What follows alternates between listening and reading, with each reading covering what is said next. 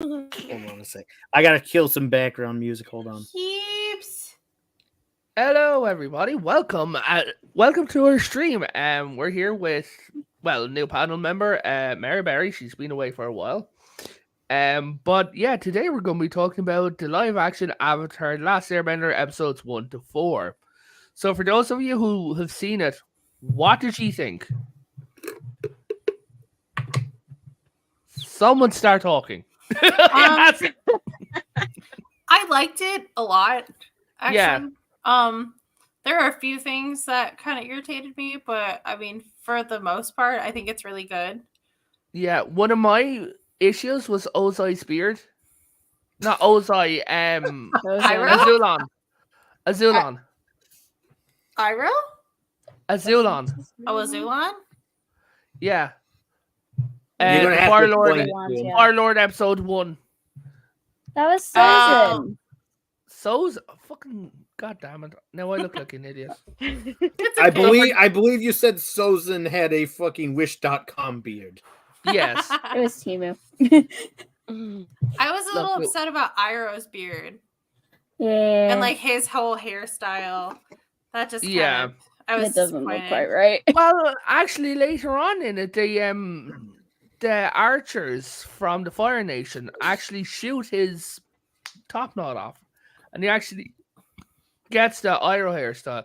But for reference, this is a Zulon. You can see how synthetic it is. It looks like it's spattered with glitter. But I do have an extreme appreciation for like the outfits. Like I think they did a really good job on all of the outfits. Like chef's kiss. Like love it. Now he looks a lot better. Yes, Fire Lord Ozai.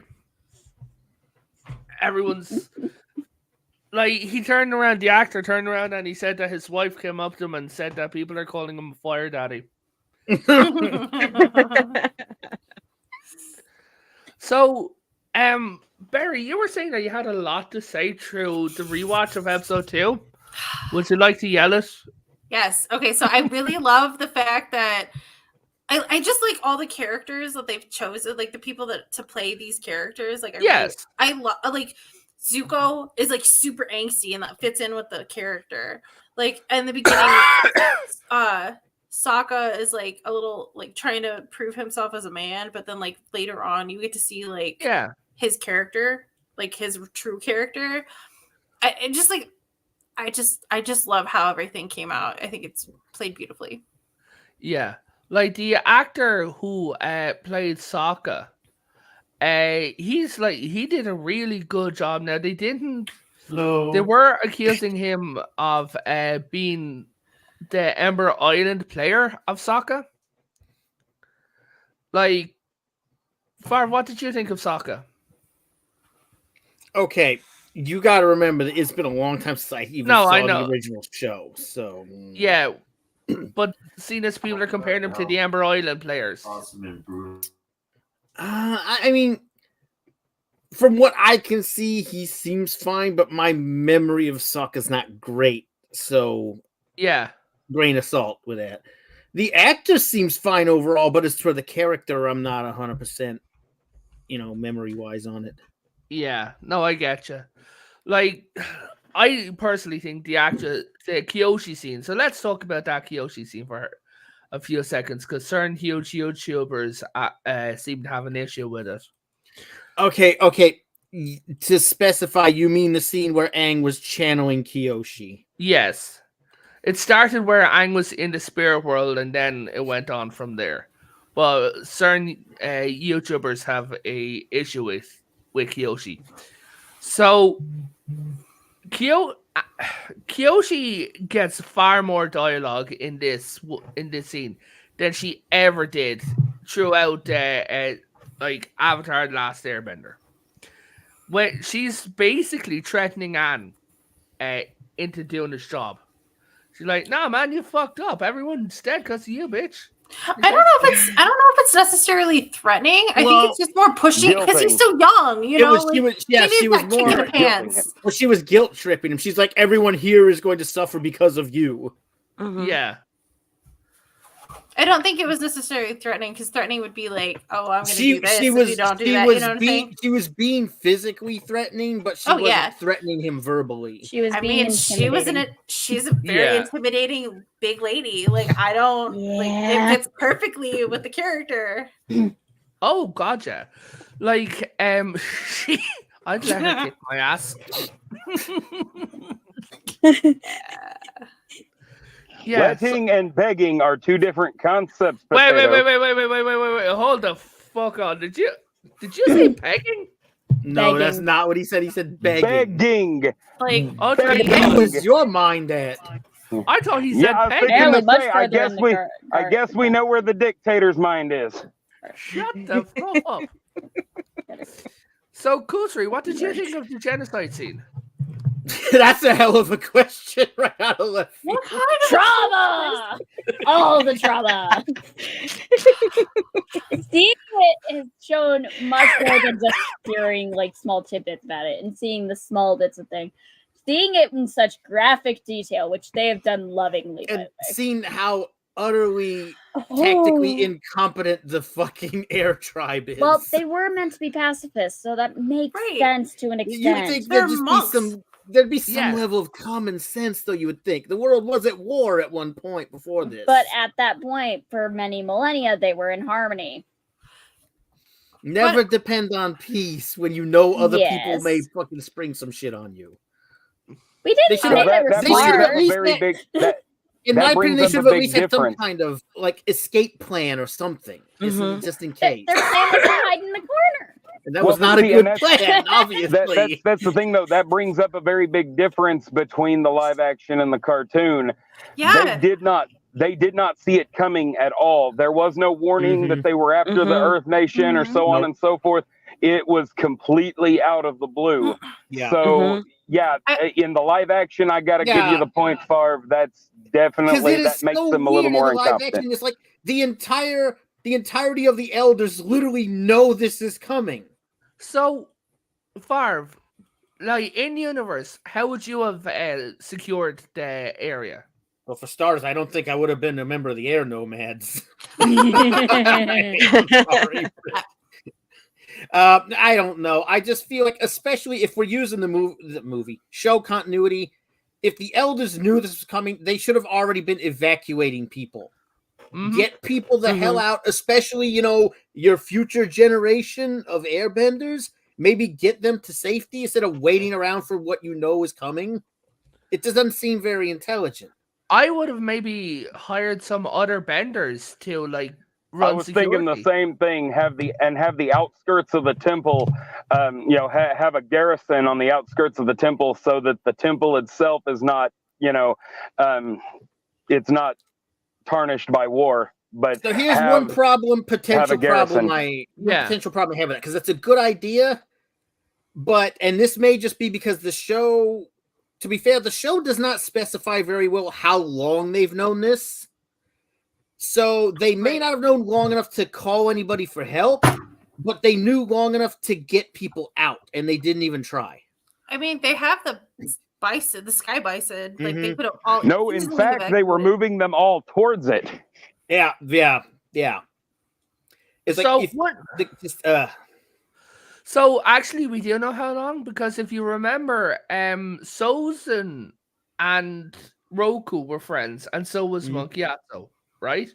So they knew that Sozin had these plans since at least age 45, right? Okay. So after that, we then had, say, 45 years, because Sozin died at 88. Okay. Right? So Roku did. Roku dies at 88. Sozin left. Now they wouldn't know that he didn't help him, but they would have been suspicious. Right? Like how the Avatar died so simply. Then Sozin would have started drawing his forces back and everything like that. I think they knew at least 45 years. If they'd known that long, then they have literally zero excuse. Our push comes to shove, 12. Even 12 years would have been more than enough time to get someone to at least be ready to come help you if you needed it, or to have an evacuation plan, Thanks, for the very least for your children. Yeah. And I was saying there to Favre, who served, I said, like, even if the world was at peace, having every single member of one bending community in one spot is going really dumb. It's a terrible idea. to... Yeah. I mean, especially if you had suspicions. Okay, so let's just give them a benefit of the doubt. Say the scene they show where they're discussing knowing this is coming, right? Then let's just say, for the sake of argument, this is the first they know of it. The first thing they should have done is sent for somebody and get everybody out of that square and get them all out of the fucking way to safety, far away from the Capitol. Instead of just letting everybody continue to hang out outside in a big fucking group. Like, and another thing that I honestly would have done, hey, Gorilla Man, honestly, what I would have done is that I would have hired Earthbenders. Yeah. They're on a mountain. The Earthbenders become exponentially more dangerous. Yeah, that's true, actually. Now, if they wanted to destroy the air nomads, what they could have done, and it would have been more devastating, right? Is use like, so you see Sozin and he's standing there and they're like, sir, scouts have fought back, they've told us, and there's Earthbenders up there. It's like, we'll be outnumbered, right? And he said, up there, yeah, and he just looks forward at the rock and he puts his hand in and he pulls some rock out with his finger. He says, everyone, start blasting. And they all gather around the central thing. And instead of all the airbenders being up there, it just falls. That, like, they wouldn't have known that anyone was coming up because they would have expected people to come up, not the temple to go down. That's what I would have done. And my other thing is to, and you asked me because somebody who's been in the military. Now, I don't remember. Like I said, I know the technology and the societal levels of stuff better from like the era of Korra, but I don't remember if those iron ships of those are armed or not. Those iron ships have a cannon that firebenders blast through. Then they absolutely, if they really wanted to cut down losses entirely, they should have just shelled the temple first. No, they couldn't. The temple was nowhere near the ocean. And well, it depends on the range of the cannons. Very limited. Okay, well that actually explains it then. But what they do have is tanks. Did they have those at this point? We from the comics, which this is taking information from the comics, we do know that they did have tanks. Well, it may have been it may have been an issue of actually getting them there. I mean, the air temple's kind of high up. Getting a tank to high places, from experience, not a great endeavor. I think those climbing tanks are recent with the Mechanist. Maybe that would be something the show would have to actually reveal as to whether that would make sense or not. Really. Yeah. So the Kyoshi Warriors in episode 2. Episode 2 was based up. Well, it was called the Kyoshi Warriors, and it was introduced and the Kyoshi Warriors to all of us, where we got to meet Suki. And then, now, did any of you see the actress who was playing one of the Kyoshi Warriors who just did not want to be there? Which one was it? Was the one that was like, I think that's a sign, or No, it was an actress. Like, whenever they do something, like, she was rolling her eyes and putting on a pouting face. I guess I didn't notice. I didn't notice either. Yeah, I didn't see that. So she looked dumb with everyone's shit. Yeah. So like here we've got like this is what that's just Hideyoshi Toyotomi. Yeah, but that's Zhao. Right? The side boobs, though. Sorry. Yeah, exactly. Sorry. Don't you mean one tops? And here we have Azula. Now, they did say that this image was AI'd. I can tell. Mm-hmm. The actress it's the face. You can tell. Yeah, the actress wasn't available for a photo shoot. Yeah. But what, for those of you who did see her, what did she think of Azula? Stop that. Did anybody hear? I've seen her. Bubba's music. Yeah. Mary, have you seen? How far have you seen? Episode 1 or 2? Is that it, as far as you've seen? Hello? Yo. No, Is she not hearing us? No, I was asking Mary. Mary. Oh, sorry. I don't know why I thought I heard you say She's Mombi. zoned out. No, I thought I heard you say No. Mombi. Sorry. No. I only saw That's the what I two. heard. Me too.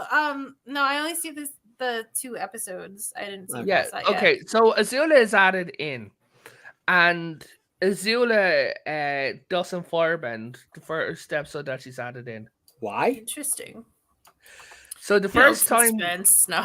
yeah, no, Everybody the knows first who time, she is. Yeah, the first time we see her, she is pretending to. She's infiltrating a rebellion group that's Okay. inside of the capital city, right? And she's like, "I'm just a little kitchen girl," and then Yeah, she never says, mind. "Yeah, she comes up with a fake story, like her mother and her brother are both dead, like by the Fire Nation."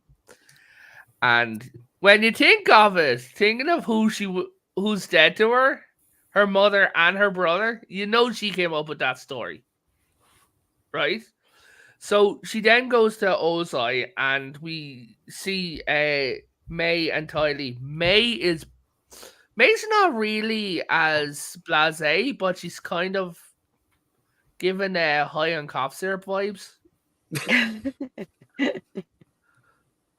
Like, she's a bit out of it. Like, she's playing with her hair at one stage, and it's like, Oh, that's not May at all. yeah, no, the actress is trying her best, but I would have picked a better actress, right? Tylee, on the other hand, is completely Tylee. She's all chirpy and bubbly, and I love Tylee. and yeah, I love her so much. and she's like, I mean, like, yeah, like they infiltrated, and like Zuko's the air, like, and then like Zilla just looks at her and shoots an arrow to her other arrow, and she's like, apparently. And then May's like, that's not how it works. And she's like, shut up, May. Love it. So what's going on is that Azula is showing off that she can actually use other weapons. Like, yeah, like the character can use other weapons. And we meet Jet, everyone. You know, Jet. dead. Yeah, you know, dead, not dead. There is no war. Bossing, say, Jet. Yeah, Katara's boyfriend. Well, for one episode. I know. Yeah. Hold on now.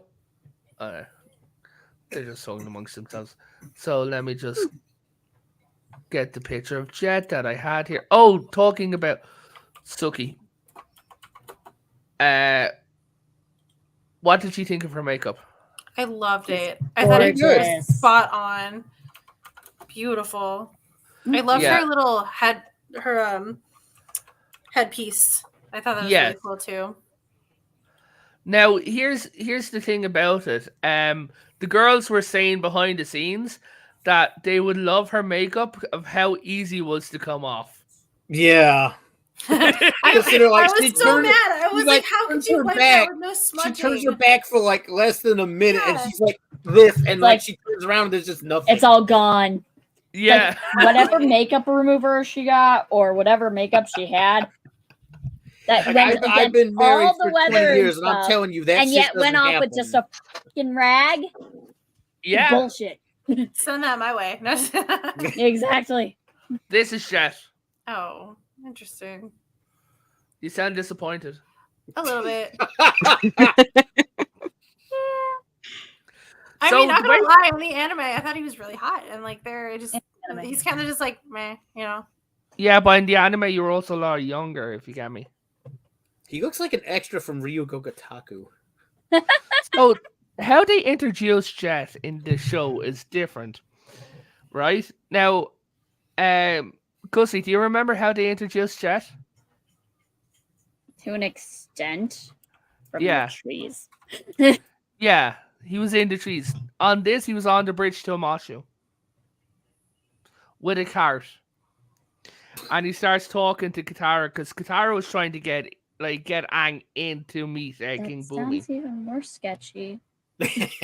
Yeah. They made Sketchy Man look even sketchier, which made it less believable. What? Yeah. So he's talking to Katara and he's like, hey, but for some reason has a dress. Right? Sorry, Has what? a dress? Yeah, he has a dress. This is like a step away from like free candy on the side of the cart. Like in the cart, like she's like, fine, we'll go with. Like they're like, fine, we'll go with you because it's the only way in. And he's like, yeah, it's a dress, like, and I just say like, what the fluff is this, like where the fuck? And he's like, yeah, sorry if you wasn't now would have been a potato sack, and I'm like, that's racist towards me. And so he turns around, and when he goes up to the guard, now the Earth Kingdom is not just Chinese anymore. Right? The Earth Kingdom is now there's some white people. We exist in that universe. Everyone give ourselves a clap on the back. We exist. There is like it's heavy Indian influenced. Like King Boomy is played by do anyone here know the US Ghosts show? No. He's played by the husband from the US Ghost show in old makeup. Oh shit. Yeah. But in this one, Aang figures out who he is immediately. But Boomy's lost all hope. Right? And at one stage he tries to have Aang crush him. What? Yeah, they're in their earthbending battle and he tries to get Aang to crush him. So I'm just there like, Boomy, man, calm the fuck down. Like, all his tests are to show... Yeah, instead of his tests being to show Aang that there's another way around things, his tests are to show Aang that things are hopeless. Right? That's a pretty big leap in the other direction. It is. Yeah. But Boomy is a pretty big leap in the other direction. Right? It takes Aang. So Aang's Sky Bison whistle was actually made when Boomy was learning to bend as a kid, and that's shown in the beginning of the episode. He was this happy-go-lucky kid, and he's this angry old man. And I think this Boomy has lost people. He's there. He goes, you don't know what I've had to do day after day. What I've had to sacrifice. And it's hello, Miss Martin. Hello, Miss Martin. Good to see you. Hit that like, please. But he's there and he's like, you don't know what I've had to sacrifice every day. He said, well, you've been away. And I'm like, he said that to other people, which means that people have been filling him in. Now, I have something to say, and it was something that was brought up while we were looking at that episode earlier. What is the deal with them having Aang constantly apologizing to fucking people? So, Aang, in this one, Aang feels that the entire war is his fault. If he had just stayed. And I get that, but my problem comes in with the why. You know, like, why did you do this? Writers, like, it doesn't really make sense. Yeah, that comes from the comics. Yeah, like in one of the comics, Aang is talking to another air nomad avatar, right? And he's standing there, and he's like, "There's something wrong with you." He said, "I see that your soul is clouded. What's wrong?" And he's saying, "Oh," he goes, "looking at the world, there's no airbenders, and that's my fault." And he's like, "No," he said, "that's Sozan's fault." And then Aang loses it, and he's like, "No, it is my fault." And the avatar's like, "Calm down." I think a lot of it. Sorry, go ahead. Go ahead. I was gonna say, I think a lot of it too, because it's like Asian culture. A lot of it with like the younger generation, I've noticed that they have higher respect for like their elders, so they're just like, "Oh, I'm so sorry, I'm so sorry." So because he's so much younger, I think he has that type of respect for his elders because everybody's older than him. He's only 12 years old. I mean, so yeah, I could maybe. see it from that. Plus, he also screwed up royally. But in episode 5, in episode 5, he goes to the spirit world and he meets Monkiatsu. And when he meets Monkiatsu starts talking. He's like, look, all the other airbenders, except 1 or 2, have all moved on in their great cycle. They've all decided to be reborn. And hey, Phil. Hey. You're a little late. Better late than never. Right, I had to make my entrance epic just for potato. I had to put on my makeup and all, I looked pretty for him. Because I had to be his sweet potato, or maybe he's mine. I can't remember what's the switch. I'm feeling uncomfortable, so I'm just going to move on. So, Gyatso was talking to Aang, and he's like, look, all the other airbenders have moved on in their reincarnation cycle. They're happy, they're at peace. Like, they're alive again, Aang. He literally says, they're alive again. He says, they're not here. And he looks and Aang's walking out, because he tells him, look, you need to go and talk to Roku because Roku stole some from Ko, and it's the statue of his mother because they made Ko into a mama's boy. And he's like, Ko craves what we all crave, family. Now, exactly. Now, here's the thing. As he's walking out the door, Monkiatsu says to him, Aang, one more thing. And Aang turns around and goes, yes, you couldn't have done anything. What? You couldn't have done anything. What do you mean? Aang, if you'd have stayed there, you'd have just died like the rest of us. He said, you could not have done anything. He said, what you're doing now is what you needed to do.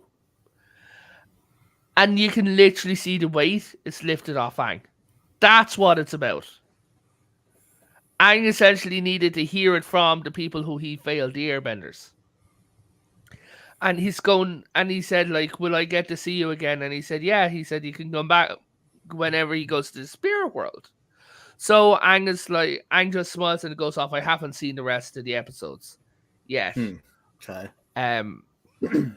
So yeah. That's so sweet. It is.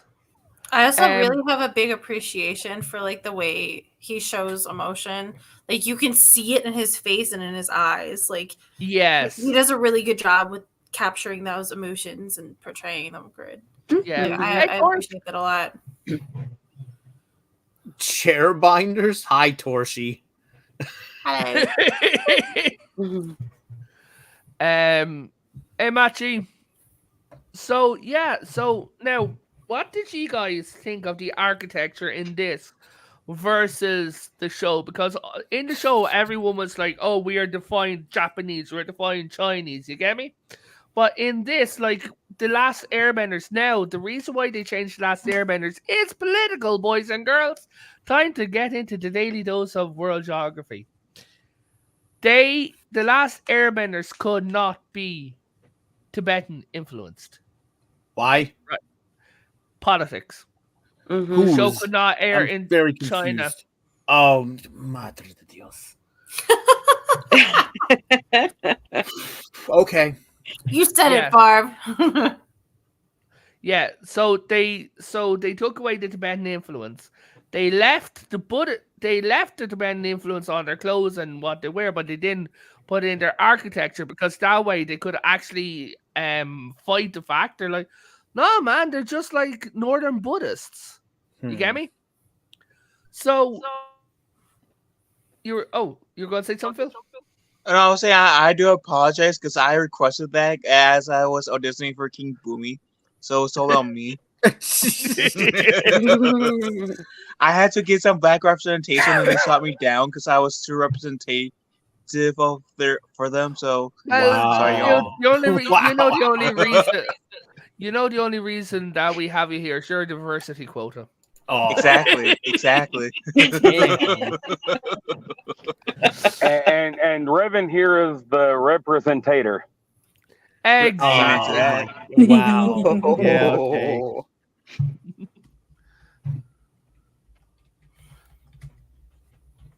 I will say though, Hmm? I like this live action much better than the first one that came out. There is no live action. That one doesn't exist. Okay, no. I'm gonna Hey, agree with that. I do want to say, because it's No. worth mentioning, that M. Night Shyamalan, the movie he made and the movie they released were two completely different movies. They messed with him just as much as they did everybody else at the end. That amalgamation of garbage that we got at the end cannot really be blamed on any one creator. His name was attached to it, so he's the one that takes the most heat. Well, I to feel be that. fair, that movie also added another type of shit bender, because that movie's just shit.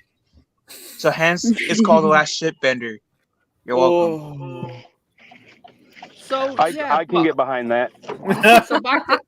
So back to the architecture. What did she think of like the cities, the world itself like? So I mean, I only saw a little bit of Yeah. it. Yeah. You guys saw more of it than I did. I only saw up to 2 episodes, like I said earlier, but from what I saw, I thought it was like I liked the detail of everything. Like the stairs were really nice and the temple was interesting. Yeah. I like the reference in the palace. I like the reference to Mopsy, even though they didn't have him in there. The who? Or Flopsy, the big giant rabbit thing. Okay, so in the episode 4, when he's in Amasho talking to Boomy, there are 2 I forgot. mummified Flopsies. Oh, jeez. Yeah. I forgot about Flopsy. I know. Which only sucks because he even came back later. Like when Aang didn't have Appa, he had Flopsy for about 2 episodes. Yeah. Now they could still have Flopsy, but you get me? Like when they are we at the part where we can talk about King Boomy yet? Yeah, go ahead. Okay, so I will say this one Torsi, major that's also difference. true. Yeah, Torsi pointed out Nickelodeon, Paramount both deserved a lot of heat. Yeah, I really, in a way, at first it felt abrasive, but I kind of like how Boomy was legitimately angry with Aang in this version. Like he wasn't just playing around; he was freaking pissed, and he was, and I love that because he's, you know, we see him. Boomy, by the way. Oh yeah, but yeah, no, we see him absolutely like the antithesis of the character that we saw in the in the show, but by the end of the episode he becomes the character once again that that we know that he is. And it was just really cool because we see Aang and him kind of restore each other's faith during their duel. It was absolutely spectacular. But I love that vehemence, the way he blames Aang for leaving, all the and the parallel between what was going on with Uncle Iroh and him saying that war brings us all to the edge and some of us don't like what we see. I absolutely love that. The way that they had him come back, like you could even see his soldier's face return, where the soldier's standing there and he just walked up and he's like, "Yes, sir," expecting him to give another stupid order, and he's like, "Get the benders, sir." He said, "All the benders." He said, "The Fire Nation are coming. We're going to be ready for them. They're not going to get through." He said, "They're not going to get through the gates." Well, they are, but we're just going to hold them off. And but you could see the Earthbenders just smiling when he's like, "Get the benders." It's like, okay, I'm getting the benders. But what I did love is they had Aang being held in the prison chambers in Amashu. Okay? And they also had Iroh being kept there. Now Zuko went to go down and free Iroh, but it's like one of the soldiers is like, the fat guy, he's gone to the pits. Oh, the bald kid, he's up there. Bald kid, arrow on his head, calls himself the Avatar. He goes, and Zuko's just standing there staring at me. It's like, what? Soldier, you have to pick one. Which one do you want? And he's just looking, and he's like, and it cuts away. So you don't know who Zuko's going after. Well, because it was Right? a nice, like, that was a really nice touch because they, because that soldier has no idea who he's talking to. He has no idea the parallel, like the conflict going on in Zuko's mind. It was just a really beautifully done moment. Like, and this Earthbender, goes up and he's threatening, Iroh. And he's like, you held off bossing Say for 400 days. He said, my brother. 600 days. Sorry. Yeah, 600 days. My brother was at the Western Gate when you burnt it. The day that he lost Liu 10. Right? He's like, my brother was there when you burnt the Western Gate. And he punches Iroh in the stomach. Right? He goes, you didn't lose anything, did you? And he just looks and he just like gives him a smirk, like just being like defiant. And then when he's gone, Iroh just looks down. And this episode fucking broke me. Bubba, you want to talk about it? Oh, absolutely. So the one thing we never got in the cartoon, now if you read the comic books or the peripheral book, you see it, but the one thing we never got in the cartoon was an actual moment with Liu 10 or anything about him. You know, like we got a little bit of exposition, which is really all they gave us here, but that's not the point. The point is there's this part where Uncle Iroh is mourning the loss of his son, and Zuko. Right here.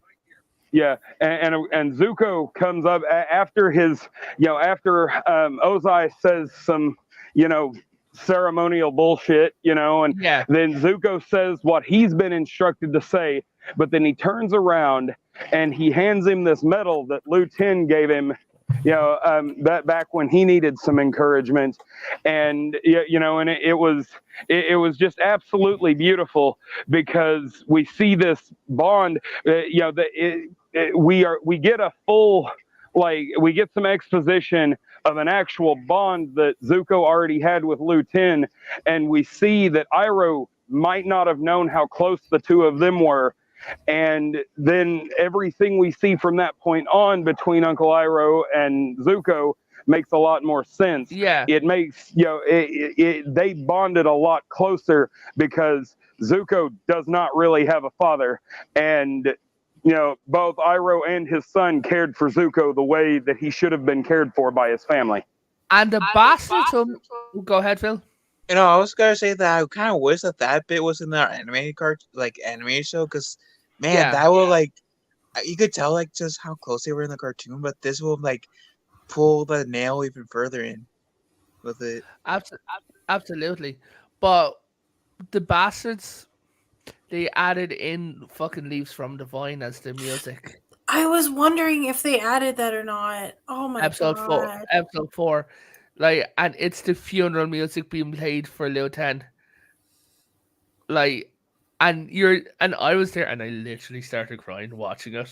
It's there, they walk in and it's like, and I'm like, no!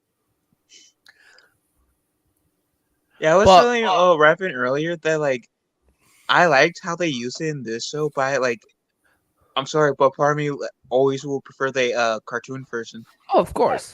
Yeah. Well, it's more sentimental because the voice actor, when he was singing that, he was technically mourning his own death, because I think that was the last time that was the last day he was going to be in there. And as soon as those were the last words that he was saying, because as soon as he was finishing that song, you okay? Yeah, I just got emotional. I know. I just love that character. I'm good. But they turned around and they said, so Mako,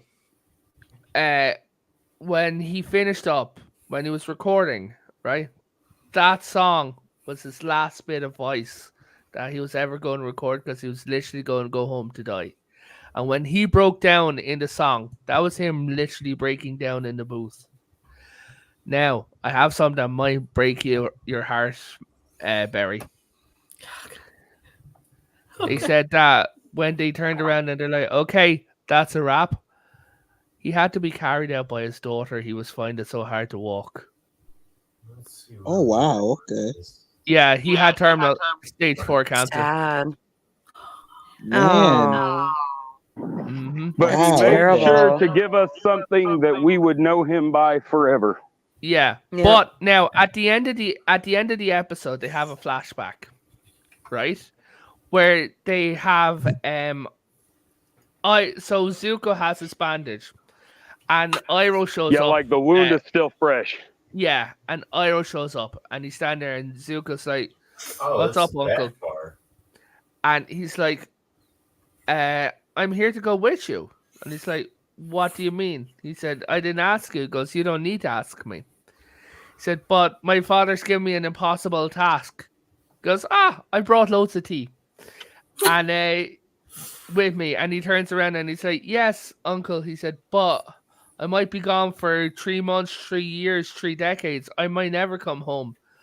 And Iroh looks at the palace, turns at Zuko and says, everything I need is on this boat.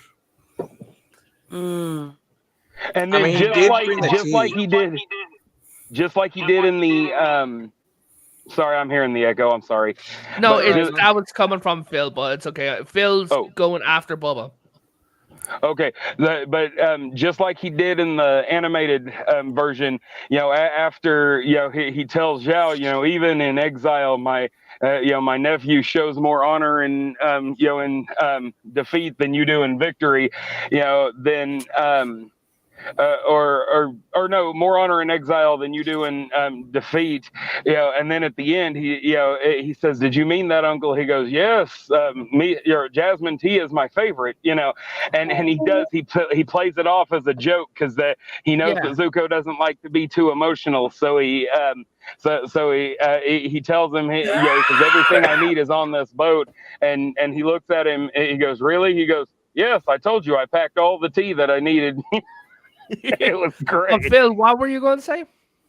Oh no, Geek totally stole my line. Thanks, Lapwood. No, I was going to say sorry, that he had all he need. Screw Zuko, he had his tea. Screw Zuko, yeah, see, Lucy had all he needed. I like the fact that he actually said something about the tea, because I know in the cartoon, even going into like Legend of Korra, he was just like, oh, just remind him his tea tastes like leaf juice or whatever. Like overboiled leaf juice or something like that. So I just think that's a really nice, beautiful. In one of the last episodes, I haven't seen it, but from what I've heard, people have said that he turns around and he's like, dress up warm. You never dress warmly enough. And he's there and he's like, Iroh, he goes, I know, Uncle, I'll be dressed warm. And he's looking and goes, I know. He said, but you're going to be leaving me for a while. He said, so just make sure you come back, okay?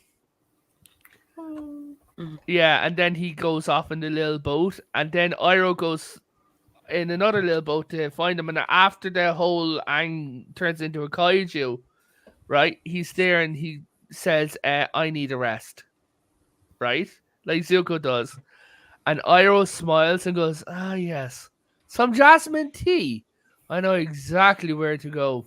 And so he's going to head to their kingdom. Like, because he, plus, did, Bubba, question. Yep. The tile, the Maj, did you notice what was on it? The White Lotus piece, yeah. Yeah. Yeah, like, so when he was going and he was talking about Mahjong and Pai Sho, right? And he walked over to Pai Sho and he pulled it from his sleeve, the tile. And it had the White Lotus, or the Order of the White Lotus on it. And then he throws it up like a coin and he flips it and he puts it into his thing. Now, here's something interesting. Jet Sparks is lurking in the chat. Hey, Jet Sparks. Good to see you, man. Hey, Jet Sparks, don't worry. I'm holding down the fort for being a representation for us, you know. No, that's the difference. Jet Sparks is a panel member. You're a diversity quota. Get it right. Touche.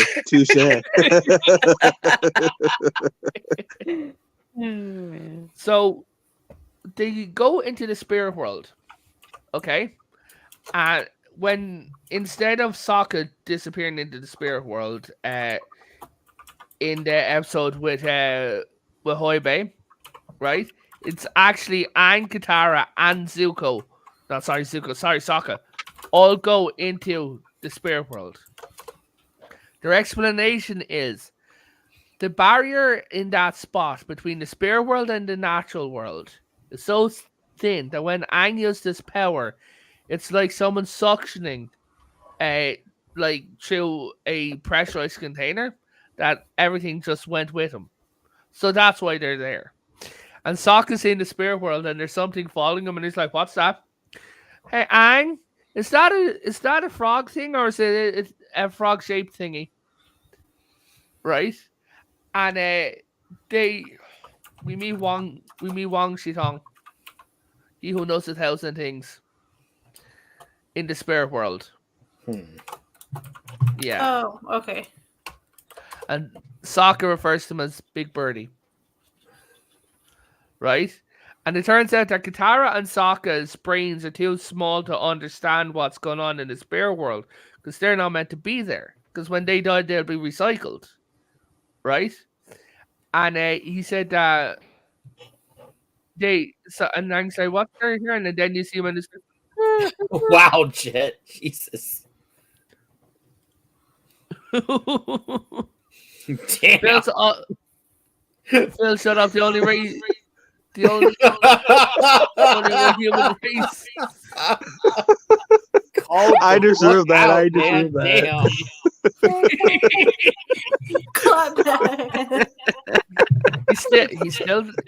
He's still our favorite diversity quota. I totally deserve that, though. Phil, I'm going to say this, and because no knew you'd love it. You know what you should get? A Tolkien shirt, but cross out the L, and just walk around with it. Oh my God! Yes. So you guys ever see me doing that? Blame Potato Weapon for that idea. You're welcome. Thank you. No, so like when Aang meets Gyatso in the spirit world. Oh, fuck. Phil, what did you think? I thought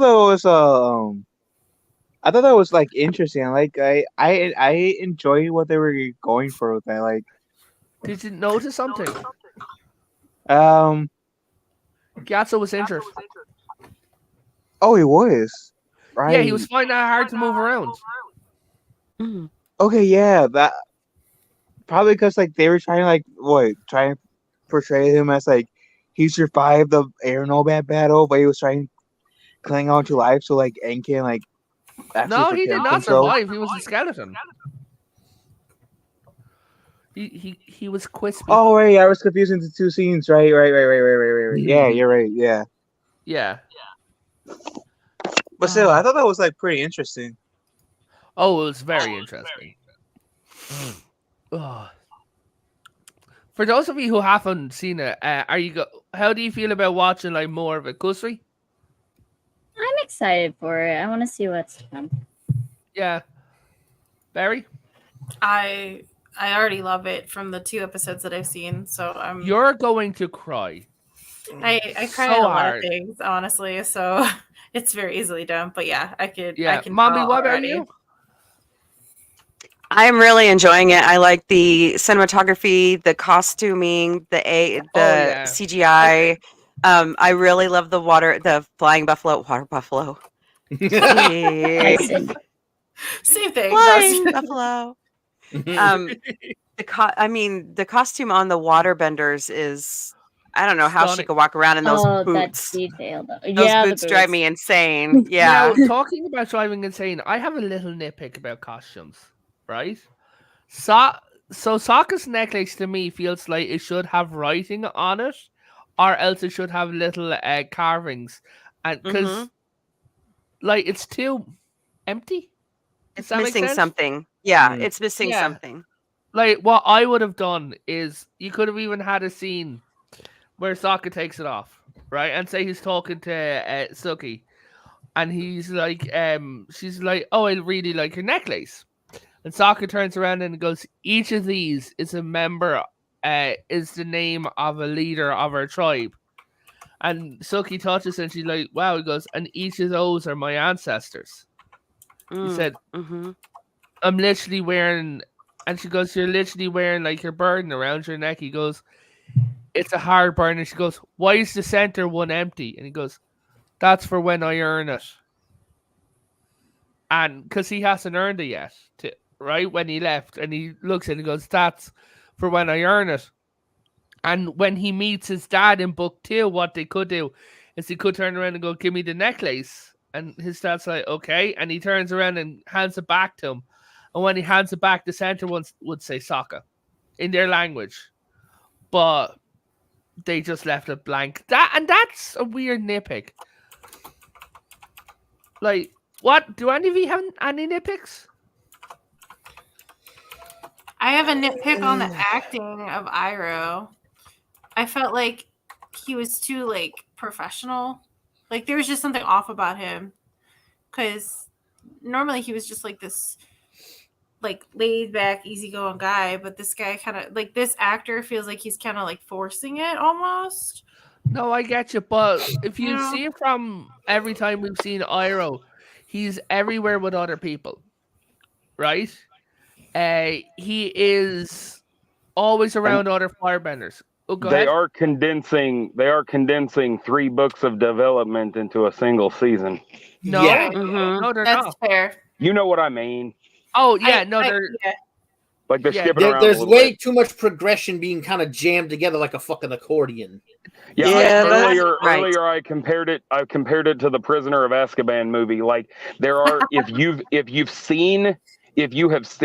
read the Prisoner of Azkaban book or you've seen Avatar: The Last Airbender, the animated show, you feel like everything's rushed. If you've never read the book, you don't really know that Prisoner of Azkaban is rushed. If you've never seen the animated show, everything works like it's supposed to. Go ahead. Now you finish your thought first. Another comparison I like to make is that anybody that's got any doubts about this show, if you like the 1978 Christopher Reeve Superman or the 1989 Michael Keaton Batman in comparison to the comic books, then you'll like this show because they're not exactly the same, but they are quintessential enough to stay true to the characters, and I feel like this show pulls that off pretty well.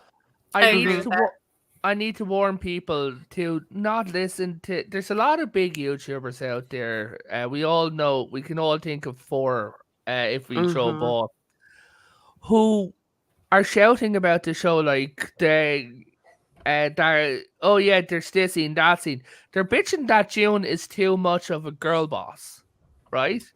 And I'm there, and I'm like, no, like it's June. She can kick my ass. So destructive, right? Like, and they're turning around and they're saying about how woke the show is, how stupid the show is, and I'm like, they're not actually, and they're admitting themselves that they haven't watched it. Yeah, I like to comment on that real quick before like anyone else does too, because like I also noticed too, and like some of these people on the internet who does that, I think they're good people at heart, but like they're too freaking trigger happy, using, oh, this is woke, this is woke, this is woke, and then they like, of course, they leave to like they haven't watched it, and all due respect, then why the hell does that give you right to say it's woke if you haven't watched it? You haven't even watched it.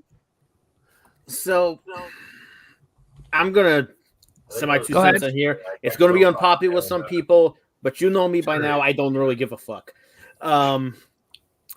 The show, from what I've seen so far, is interesting. Yeah. There's clearly been some time and effort put into it, but much like how I felt about Rogue One, it just feels unnecessary. I get you. There's already an expansive show covering all of these events, developing these characters. I never really had any interest in watching this because I've seen it already, and I've seen it done in a medium that I feel is much more appropriate for it. And recent enough to say that it's still current. Yeah. 20 years ago? But the thing is, Avatar is still everywhere. It's not hard to find. It's not hard to I know. get, It's recently after getting back in resurgence. It's the same thing. What are you doing, Kusri? She looks like she's aged about 50 years when I told her that Avatar is 20 years old. Okay. Existential crisis. Here we go. You ain't even that old, girl. Come on now. Exactly. I watched this while in the screen while I see you underneath me, and you don't get to do that either. You're younger than I am. Anyhow, still here. It's the same issue I have with the live action One Piece. It just, why would I not just go watch One Piece? No, I get you, and you're completely entitled to be wrong. But well, what I'm seeing, and this is from a mom's vantage point, is that was 20 years ago, and now they're trying to recapture the kid market with something that will draw their attention. And while I mean, understand that, it's still I know a lot of it's because you could just show your kids the show. Yeah. At the same time, there are kids that would be looking, going, "This is literally 20 years old. Why am I watching this ancient thing?" And that's a matter of raising. I watched stuff that was like came out 30 years before I was born. But we're a different generation, though. That's what I'm saying. Capture that audience and hopefully gear them towards to watch it with some enjoyment and stuff. Yeah. Well, let's acknowledge that unnecessary does not necessarily mean bad. That is true. Now, I'm going to say something. For those of you who know her, my little cousin, who spends her life making me age 20 years every conversation I have with her. Bless you. Ask me one day what's a landslide. And I'm like, oh, I've got arthritis now. Thank you for that. But I asked her, would you watch Avatar Last Airbender? Right? She said, no, it's older than I am. So far, yeah. Well, I'm gonna be that guy again. That has a lot to do with how your kids are raised. I mean, if all you ever do is show them new stuff, then they're not going to have any appreciation for anything. No, I get that, but I was going to say, Dragon Ball Z's older than I am, and I watch it all the time. Right. Well, as a person who's probably like the baby of the group here, compared to these quote unquote old farts on the panel, I've watched the 1987 Ninja show. Which show? The 1987 show of the Ninja Turtles. Oh, well, yeah. Oh my god. So you youngsters who say, "Oh, Avatar is like 20 years old," suck my toe. I watched the 1987 show. Eat it. Phil, both Kusri and Barry are younger than you. Let me have this. I just had a movie. Let me have this. No. Fucking no. Bo Kusri and Barry are younger than you. Shut the fuck up. Nobody would know it by his choice. Kusri's a baby then. Kusri's a baby. I'm 30. Fine, I'm the baby out of all the males on the panel. You're welcome. I must be the oldest one here then. How old are you? I'm 45. You're close. You're close. That's not old. You got about 2 years. No, it's on me. not actually. Oh, 2 years? Okay. Yep. Yeah. We've had people. Love it.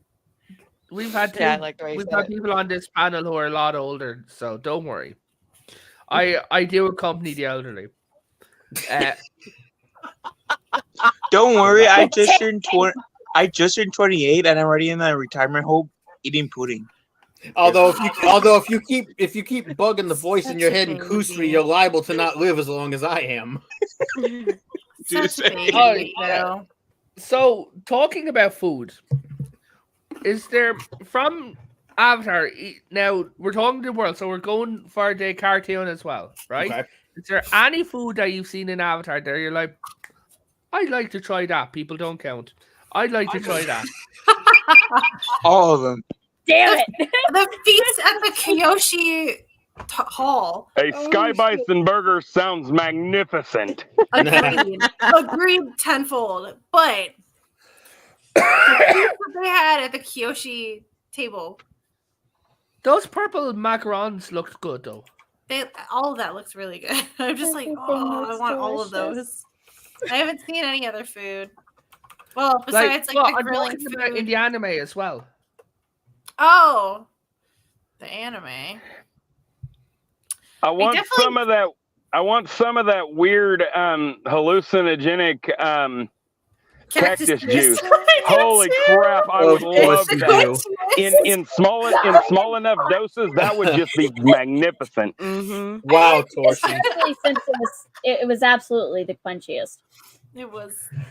Yeah. I know. I don't want to try the Water Tribe's food because it just, from like everybody else's like perspective, it seems a little bleh. Yeah. Seems like In the probably salted cartoon. fish everywhere. Yeah. Yeah. I don't know. It's It's like, been there's so a lot long of- since I seen Absolutely should do a promo with the cactus juice. oh, it. Goodness. Okay, I got a random question. We'll make Raven roll his eyes, and probably the ladies on the panel too. okay. So, what do you guys think would be Azula's reaction? Saying it's a long, long way to Bong Say, but you know you can have this bison meat. She's going to burn someone. So talking about burning, hold on. I need to actually bring up this picture so my face. Barf, what do you think? I'm staying out of this shit. Wow, bro. So I think- yeah, I think- I got nothing, man. so guys, That was talking me. about, so we can show the panel. Here's the costume work. Like, this is episode 1. Now there's June in the background.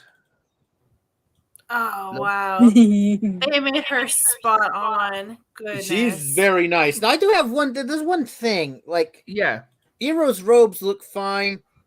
That, for the most part, looks fine. But for some reason, you're talking about the guys in the background. yeah, they look fine to me. But for some reason, the armor they have Zuko wearing looks different somehow. Okay, so it literally is. Like it looks like it doesn't really look like armor as much as what the other guys are wearing. It's I'm just- not. It's royal armor. Like, Zuko has not been given armor. It's probably more like It looks like cloth, like reinforced cloth of some kind. That like that's it's it. more Like decorative than practical. Yeah. yeah, Iroh's trying to get Ozai's trying to get him killed, essentially. Well, Torshi, that managed probably for a also has a reason. lot to do with the fact that they're all benders. Yeah. I also do like. I don't know if you guys went over this before I came in, but I also do like how they are showing a bit more like Ozai in here. Oh How yeah. they did like in the Mm-hmm. entire season or the first part of the season.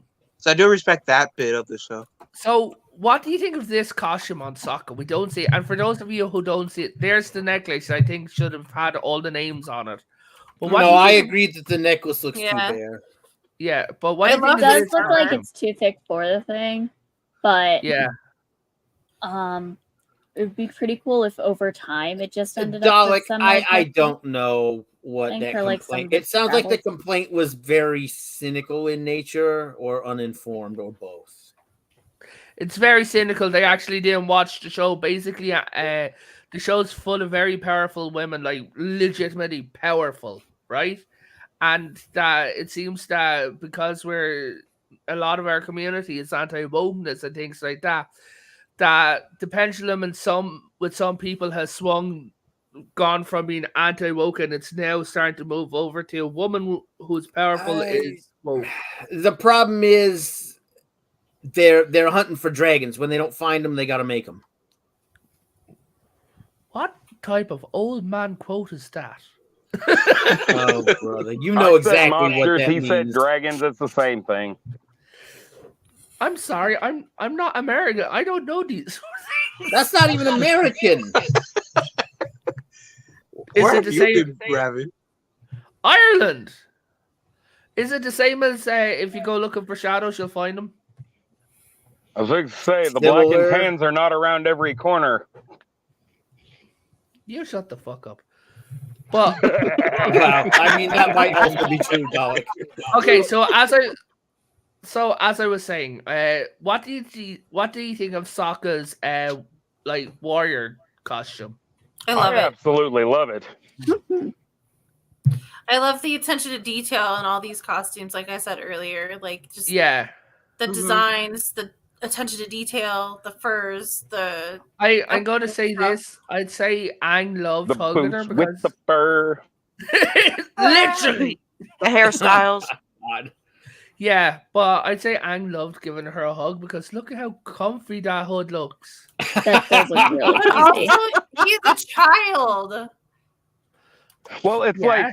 like on the one hand, he's like, something had to die to make this coat, but it's so comfortable. I need one. Does it come And, in and Torshi, that's not entirely incorrect. At least in some instances. Oh, they kept Aang as a vegetarian. Good. Oh, yay! More. I was going to say costumes. that's true to his character, so it makes sense. Yeah. And I also have an issue with the whole thing that was discussed earlier about freaking Aang and Katara being changed. No, I get you. So Air there, nerds. Well, Torshi. so there is Suki from the Kyoshi Warriors, as Mary Berry was talking earlier on with her little headband. Who I now know that both Kusri and Mary Berry want one. Am I wrong? I do want one so bad. I want to be like her. Kusri? She's fierce. No. I want one with the girl attached to it. Well, I'll be I have the a one with the girl feeling you're attached to it. right. What?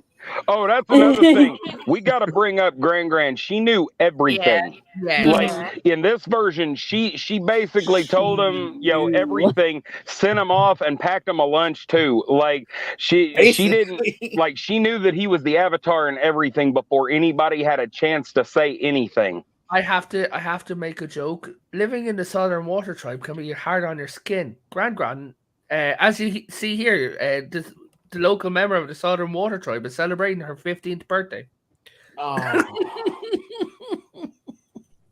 Oh, maybe Well, Obi-Wan needs to go to the Southern Water Tribe. Just saying, you know what they say, what water bending takes the moisture out of your body, you know? Yeah, now this is the Mechanist. What do you think? They did very, very well. I miss the monocle. I will say I do miss the monocle. Yeah. that is a bit odd that he doesn't have it. Yeah. I'm going to say this. See this bit right here? This looks to me like a bit of a Fallout uniform with the collar and the yellow on it. Yeah, I'll say it's the color. It's the color that's doing it. It looks like a vault suit. There's Jet. There is no war in Bossing He's State, still is just he doesn't look right. Now No. them merging the machinist, Jet, and Boomy all into one Wow, episode. That was something. I mean, they did well. And Oh again, my the God. pacing Now is not that horrible. that looks right. She looks so pretty. Oh my god. Yeah, pretty. I'm actually kind of scared to meet the woman in real life because I'm scared that she might kick my ass. I'd let her. I feel like that's Y'all some thirsty motherfuckers. Farv, we've talked in private, okay? You've spoken You're to as me far- too. I'm not Far. in the middle. Hi, it's me. I'm Kusari. Come on, you should know you're as better. bad as fucking we are. Yeah, I am. I just have to be married and have somewhere to vent it occasionally. Literally the fuck wrong with that No, I know. But I can feel a coughing fit, I'm so not I'm just going thirsty to at wrap. all, man. Yeah, guys. Yeah, We're actually over the hour mark. yeah. So, Mary, is there anything you'd like to show anyone or any channels and like that? And you'd like to tell people about any specials at work? Wow. Really? I'm not telling anyone where she works. No, don't do that. Potato. It's Panda Express.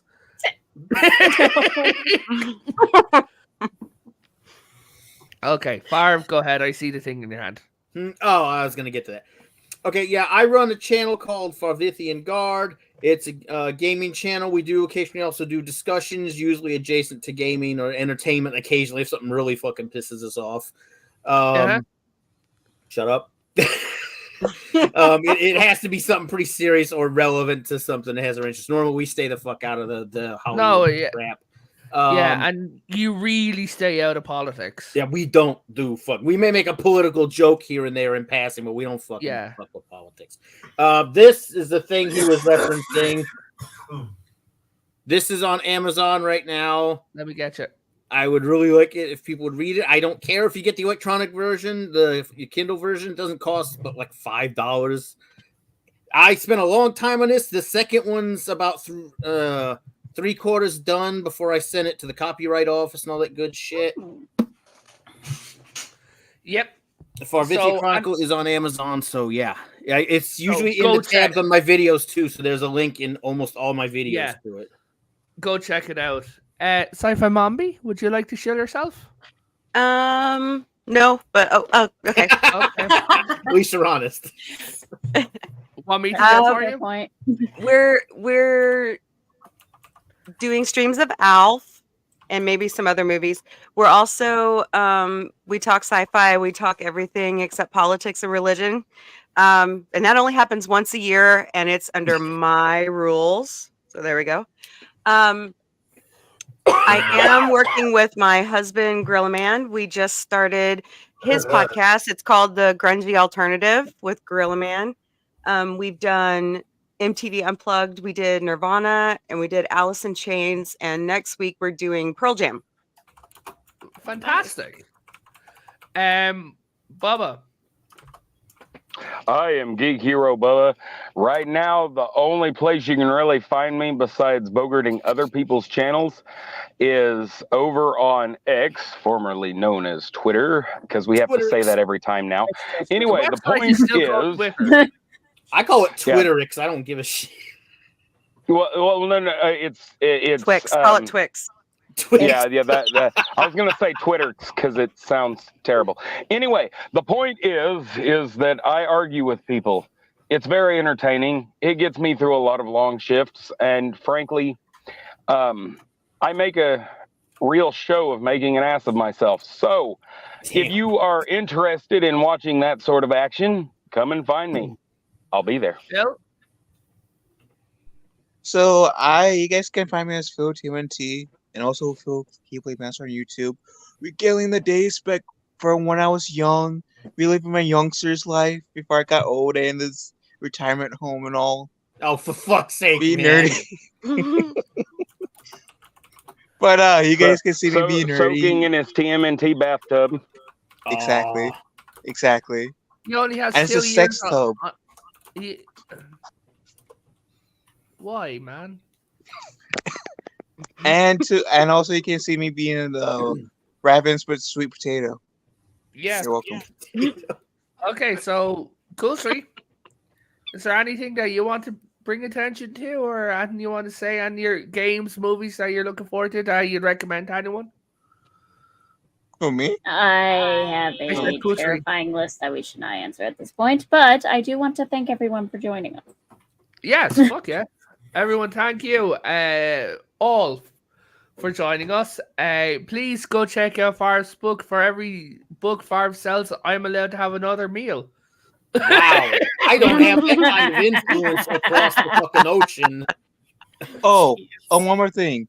Please go subscribe to Potato Rapping. He's a poor little man. Every sub is a way so he can get out of his imaginary place and actually go to the US, which is actually real. We're real over here? I've been to America. I'm going to Boston in August, yeah. So it'll be the second time he's been here. Yeah. Should be going to Vegas is where you should be going for the Star Trek convention. No. Love it. Look, he had enough trouble here. If he goes to Vegas, he'll fucking die. Hold on, I'll end it and then Farm can laugh at me. Okay. Good night, guys. God bless everyone. Go and check out Jet Sparks X373 on YouTube. Great guy. He needs more subscribers. So go send him some love. Peace out. God Good night. help God us. bless.